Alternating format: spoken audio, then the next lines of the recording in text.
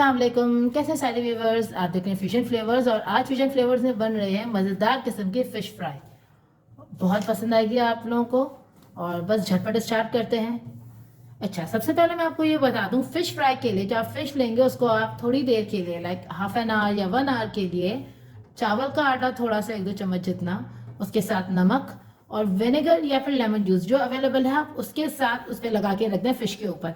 उससे फ़िश की smell, fish का जो वो होता है ब्लड आ रहा होता है, वो सब जब हम वॉश करते हैं तो साफ़ हो जाता है। आप ये लगा के रख दें, हाफ एन आवर बाद आप इसको अच्छे से क्लीन कर लें, अच्छा सा वॉश कर लें और एक स्ट्रेनर में डाल दें। फ़िश का सारा पानी निकल जाएगा और कोई स्मेल नहीं आएगी, कोई ब्लड नहीं होगा और आप लोगों को यकीनन पसंद आएगी।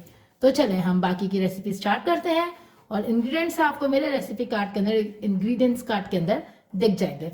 हम बाकी चीज़ें स्टार्ट करते हैं मैरिनेशन का प्रोसेस। सबसे पहले हम डालेंगे कुटी हुई लाल मिर्च, ये हमने 1 टीस्पून लिए। साथ में हम नमक ले रहे हैं यहाँ पे 1 टीस्पून, आप नमक अपने हिसाब से लीजिएगा। 1 टीस्पून कश्मीरी लाल मिर्च, चाट मसाला 1 टीस्पून, अजवाइन जो मैंने पहले से हल्की हल्की कूट ली थी ये ½ टीस्पून है।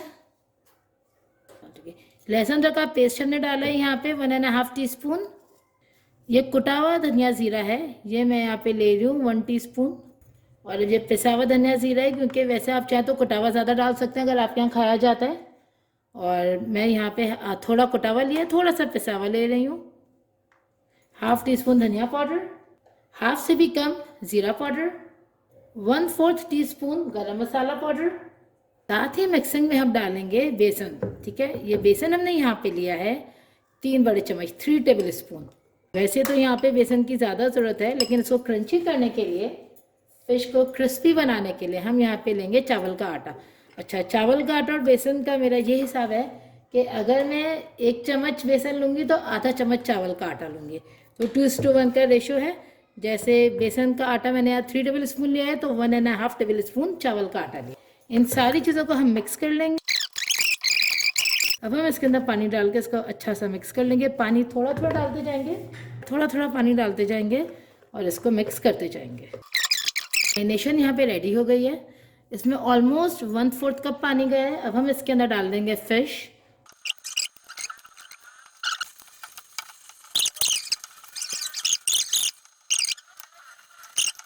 हमारी फ़िश यहाँ पे अच्छे तरीके से मैरिनेट हो गई है। हम इसको कवर करके रख देंगे ½ एन आवर के लिए। उसके बाद मिलते हैं इंशाल्लाह फ्राई करते हुए। तो चलें हम फ़िश फ्राई स्टार्ट करते हैं। सबसे पहले हम डालेंगे कढ़ाई में ऑयल। मैंने बहुत ज़्यादा ऑयल नहीं यूज़ किया, तेज़ गरम ऑयल में फ़िश डालते हैं तो क्रिस्पी रहता है और कोटिंग रहती भी है। कम गरम ऑयल के अंदर हम नहीं डालते वरना कोटिंग फैल जाती है और वो ऑयल पी लेते हैं। यहाँ पे ऑयल अच्छा गरम हो चुका है। अब हम इसमें डाल देंगे मैरिनेट हुई हमारी फ़िश। बिस्मिल्लाहिर्रहमानिर्रहीम।